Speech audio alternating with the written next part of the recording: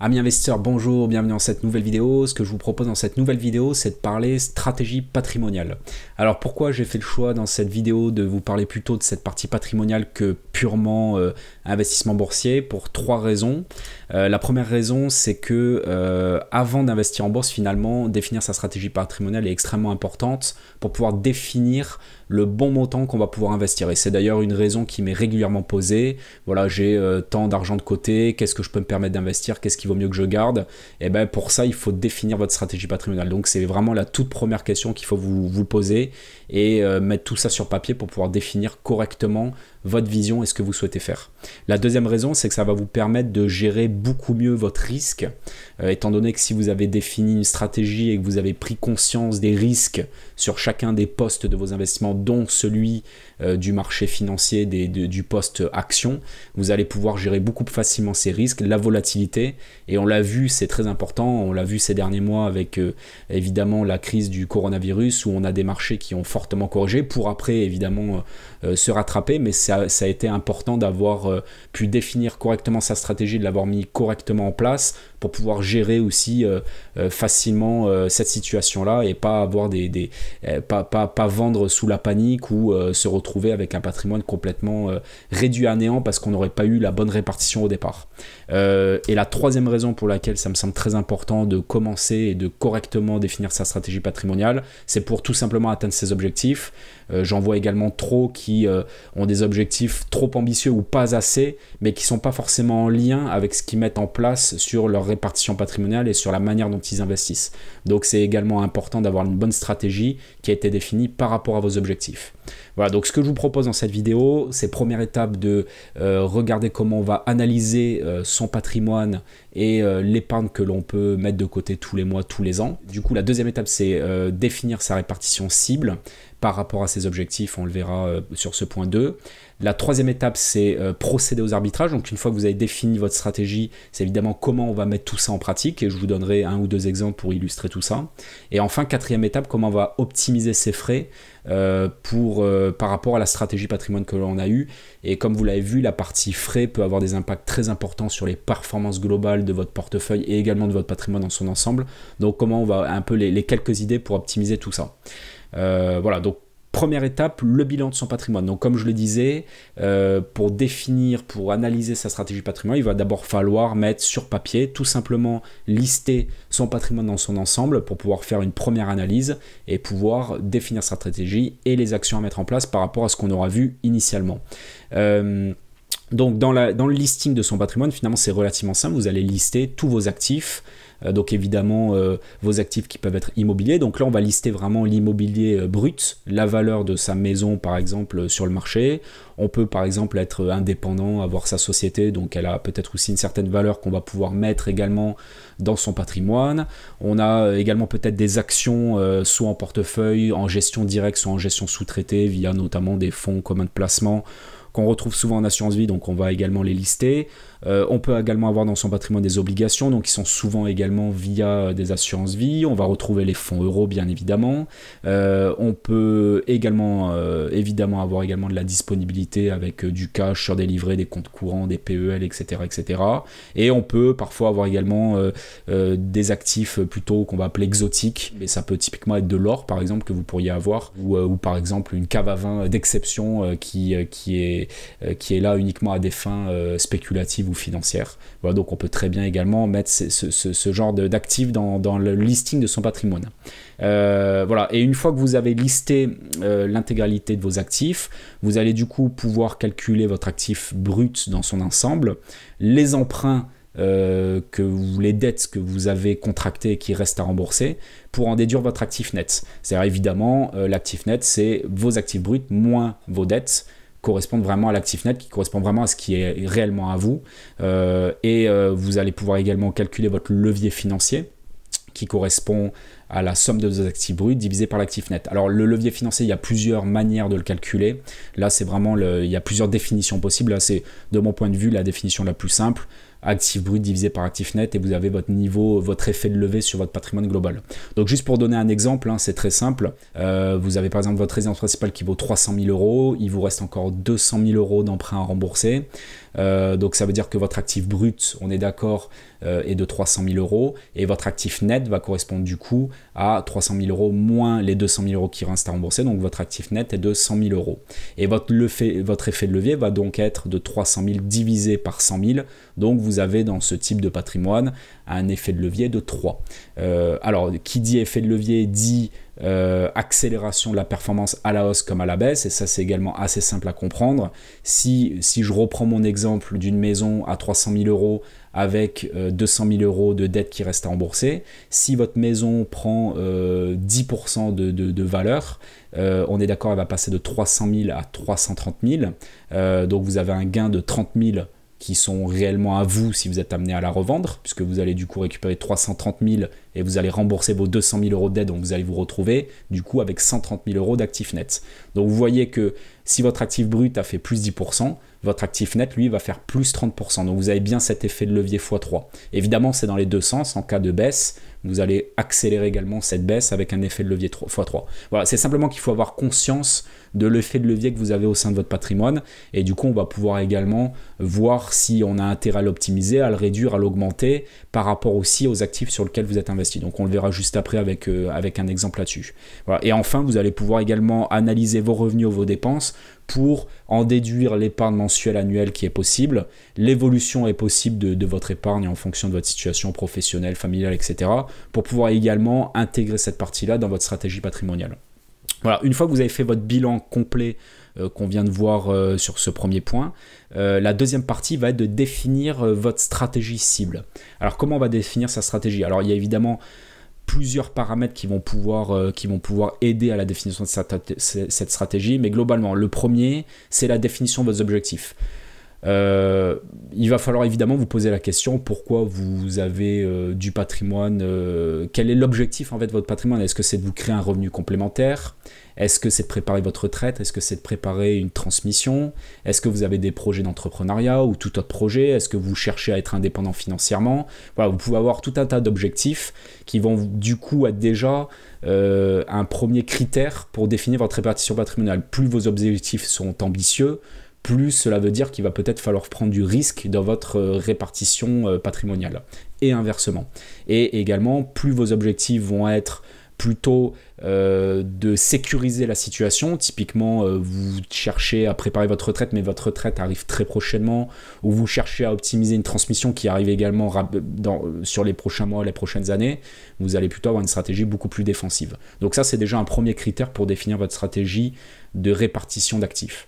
Le deuxième critère qui va être à regarder pour définir cette répartition, ça va être le niveau de risque que vous allez supporter. Ce qu'on appelle donc le max drawdown, c'est sur votre patrimoine global, en cas de crise profonde, jusqu'à quel pourcentage de baisse vous êtes prêt à accepter la situation.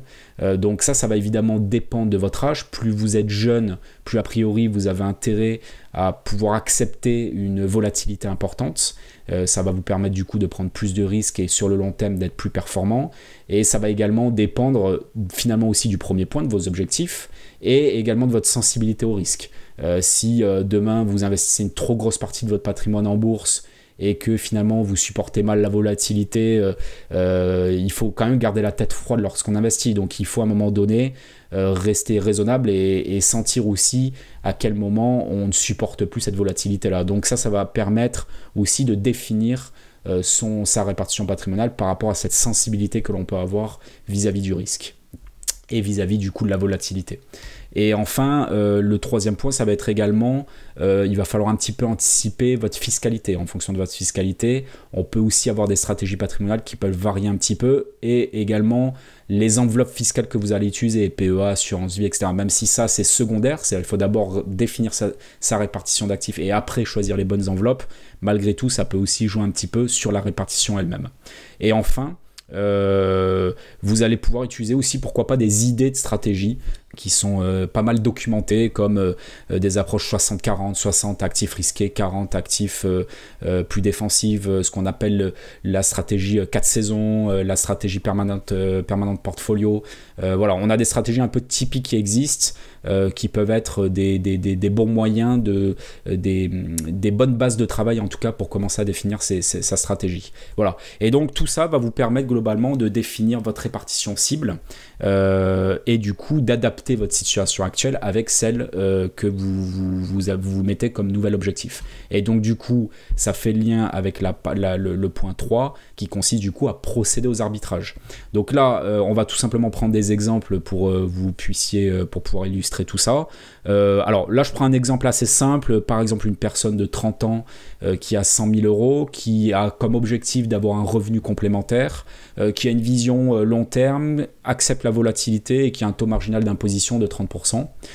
Sa situation actuelle, elle est la suivante. Cette personne a par exemple 20% en actions, mais en assurance vie, donc c'est complètement sous-traité par des fonds communs de placement.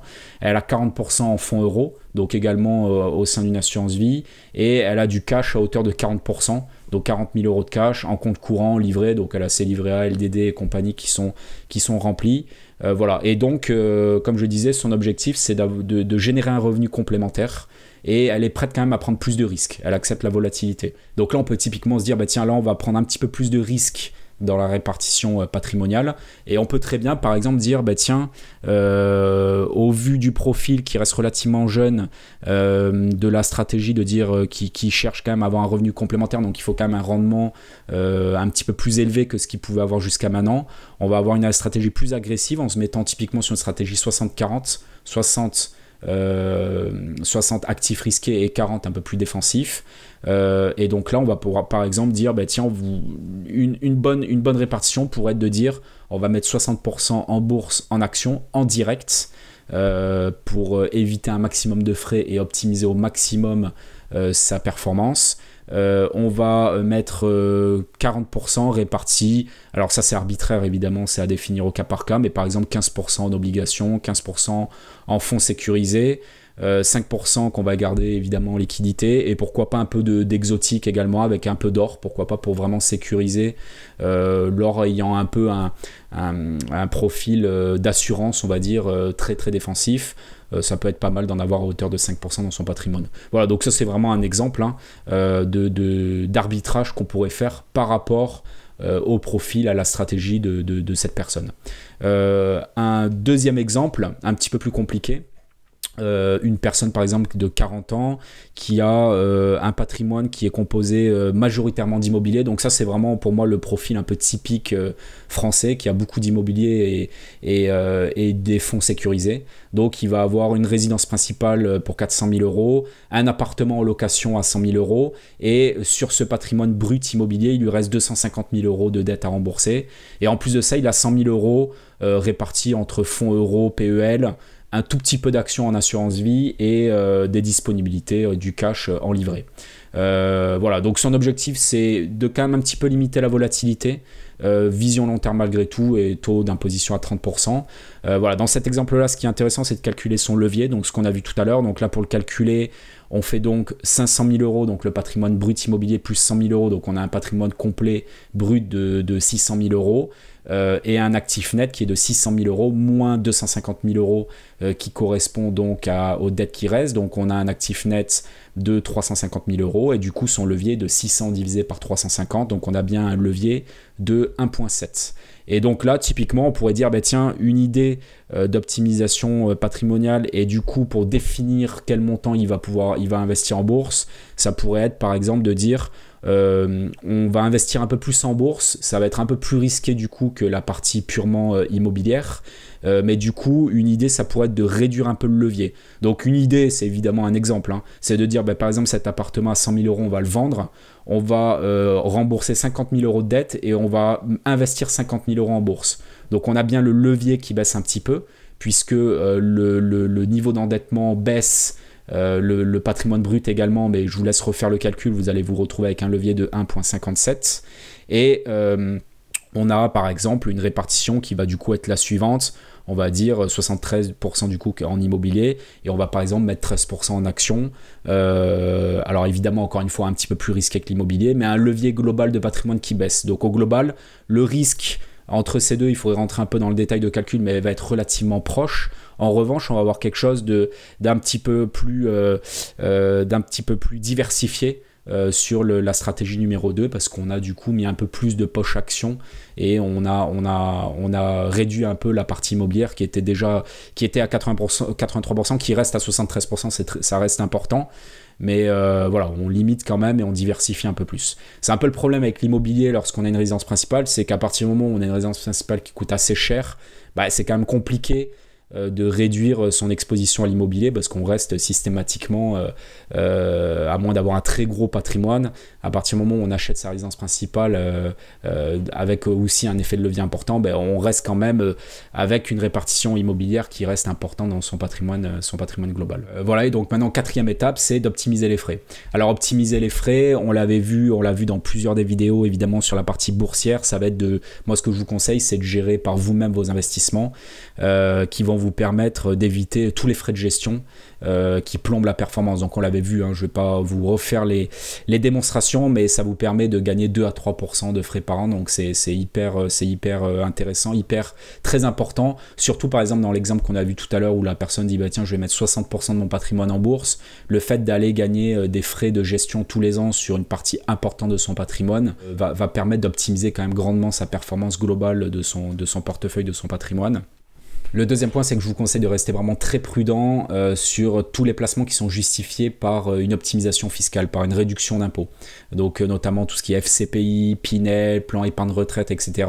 Alors je dis pas que c'est tout le temps mauvais, mais souvent vous allez payer des frais d'entrée très importants sur ce type de produit. Donc déjà ça vous prend une partie de l'intérêt fiscal. Vous allez surtout payer des frais de gestion très importants, notamment les FCPI, et vous allez également souvent acheter un peu au-dessus des prix du marché. Donc là je pense notamment au Pinel, où vous allez acheter souvent du neuf qui va être un appartement, une maison à un prix supérieur du prix du marché sur l'ancien récent, et finalement le gain fiscal vous le perdez sur le prix d'acquisition qui est souvent trop élevé. Alors encore une fois, je dis pas que c'est systématiquement le cas, mais je vous conseille d'être vraiment très prudent dans tout ce qui est placement, investissement qui est vraiment justifié uniquement par cette réduction d'impôt. Voilà, donc ça fait partie finalement de la réduction, de l'optimisation des frais dans votre stratégie patrimoniale.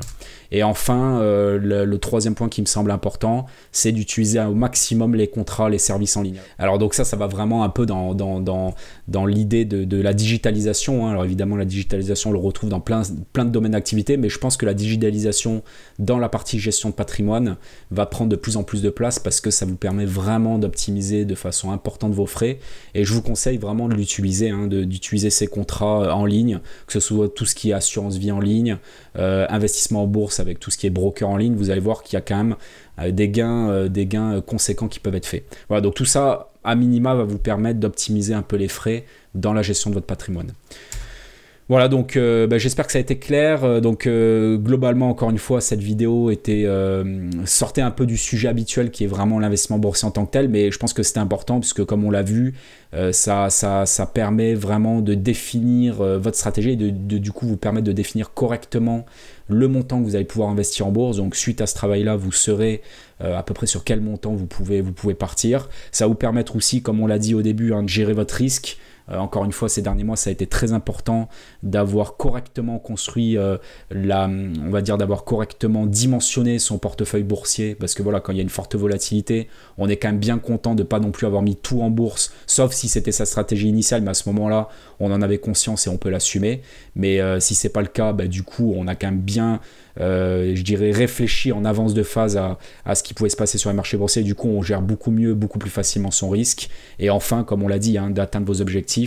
Voilà, ça vous permet d'avoir une performance qui est cohérente par rapport à vos objectifs et par rapport à la répartition patrimoniale que vous aurez mis en place. Voilà, donc sur ce sujet-là, un peu plus stratégie patrimoniale, on pourra aller plus loin, hein, notamment sur les tactiques. On trouve on trouve pas mal de publications sur ces stratégies, la stratégie 60-40, 4 saisons permanentes portfolio. On pourrait faire des vidéos un peu plus détaillées sur ce type de stratégie. N'hésitez pas à me le demander en commentaire si c'est des sujets qui vous intéressent. On pourrait également creuser un peu plus la partie optimisation de la répartition, c'est-à-dire en calculant les rendements cibles que l'on peut avoir sur les différentes classes d'actifs et du coup de pouvoir calculer un peu son rendement global de son patrimoine global et du coup aussi d'adapter sa stratégie par rapport à ça, de calculer le max drawdown qu'on pourrait avoir sur son patrimoine global. Donc ça c'est simplement pour optimiser vraiment sa répartition et prendre conscience des risques qui sont pris. Donc ça pourrait faire aussi l'objet d'une vidéo un peu plus détaillée là-dessus. Les tactiques pour rentrer et sortir des marchés boursiers par rapport à la gestion de son patrimoine global, ça pourrait aussi faire l'objet de discussions et de présentations plus détaillées et faire vivre son allocation aussi d'actifs dans le temps. Voilà, donc ces différents sujets, si vous souhaitez aller plus loin sur le sujet, n'hésitez pas à me le dire en commentaire et je me ferai un plaisir de vous faire des vidéos un peu plus détaillées sur ces sujets en espérant que j'ai un peu plus de temps sur les prochaines semaines, les prochains mois pour faire un peu plus de vidéos. Voilà. Si vous avez d'autres questions, n'hésitez pas. Désolé pour le manque de réactivité, j'ai quand même pas énormément de temps à consacrer malheureusement à cette chaîne, mais j'essaie de répondre au mieux et au plus rapidement possible à vos questions. N'hésitez pas si vous en avez d'autres. Et puis je vous dis à très bientôt pour une nouvelle vidéo.